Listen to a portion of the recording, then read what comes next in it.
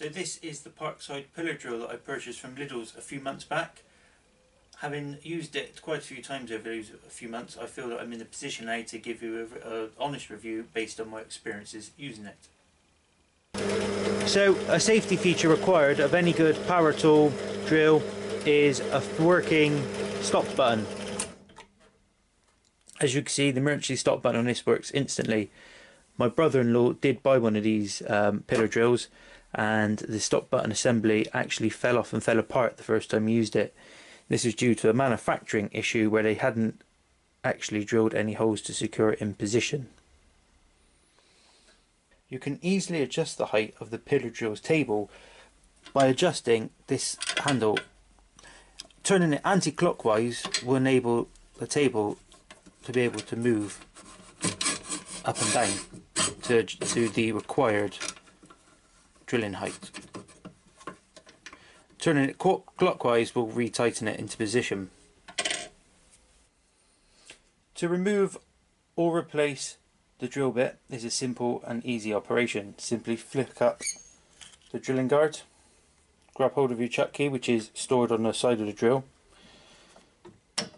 turn the chuck anti-clockwise and the drill bit comes out.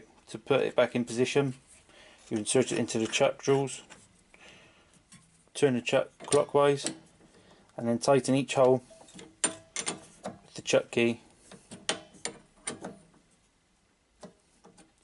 like that, putting down the drilling guard and you're ready to go.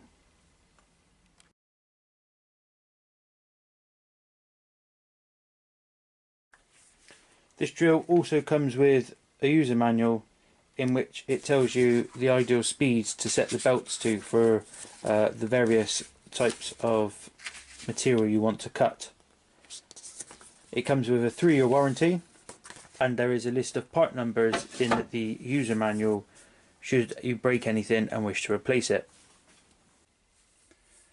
Now, changing the speed of the belts on this pillar drill can be somewhat awkward. Using a 4mm Allen key, you undo the retaining screw on the lid, lift the lid up, ensuring that the power is turned off. You can then adjust these belts. You have to unsecure these locking bolts on either side of the motor. That way you can slide the motor forward and back if needing to take up slack. To adjust the belts, you simply rotate the gears until the belt is in the required position. So I will put these, I think, in the middle.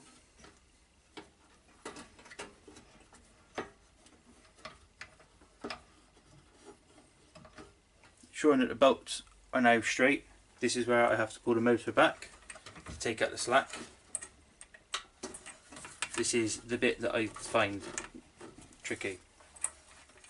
It doesn't always go particularly well, and you lose patience. So now that's pulled back, I will lock the motor in position. I'm unable to start the drill up whilst this is open. One of the problems I have found when shutting this lid is this switch here.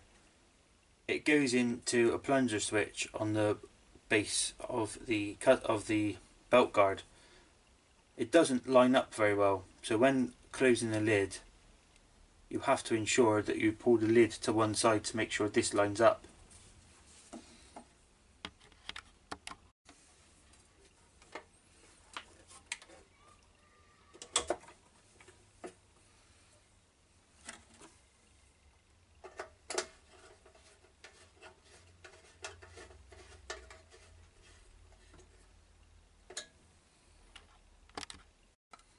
So now I have the speed set and my drill bit in, I'm ready to start drilling. Turn the drill on. As you can see, nice sharp drill bit, it has no problem cutting through a piece of wood.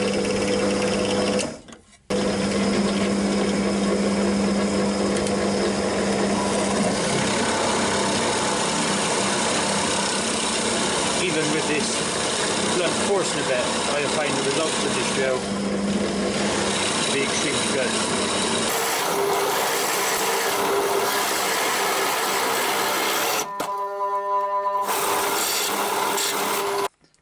Leaving a nice smooth finished cut.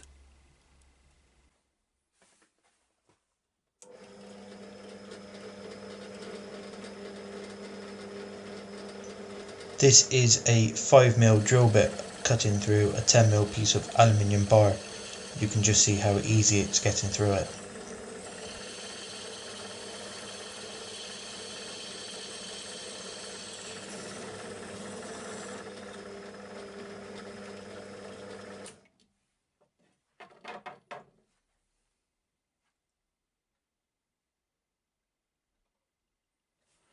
There is, of course, one thing I'm not overly happy with, and that is this winding down assembly.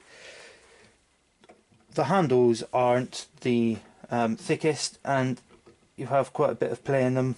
Even though they're tight, there is quite a bit of play, and at times, if you're in a particularly tough bit of wood or thick metal that you're cutting, they wobble and flex, and it doesn't give you 100% confidence that they're actually gonna last the job that you're cutting, drilling. However, I guess that's because it is a cheaper drill. There is going to be some compromises on quality on certain things. Now, this is the first pillar drill that I've ever owned. The last time I used one was when I was back in school many years ago. So my experience is based purely on using this drill. There is a vise that comes with it that sits on here, and it can be bolted down. However, I find it a little light, and plus I prefer to hold the stock that I'm cutting on the table. I haven't had any problems with this drill whatsoever. I did read somewhere that people have had problems with the base moving whilst the drill is in operation. I haven't had any issues with that whatsoever. Plus there are holes located in the base that you can secure it down with. If you're in the market for a bench pillar drill, and like me, you're unsure whether you get your money's worth out of it, I would highly recommend buying this one. As mentioned, I haven't had any issues with it whatsoever, and with possible more use, I might find some of the fiddly operations become easier. I hope you liked this video. If you did, please like it. If you didn't, dislike it. Please comment, subscribe and share. Thanks for watching.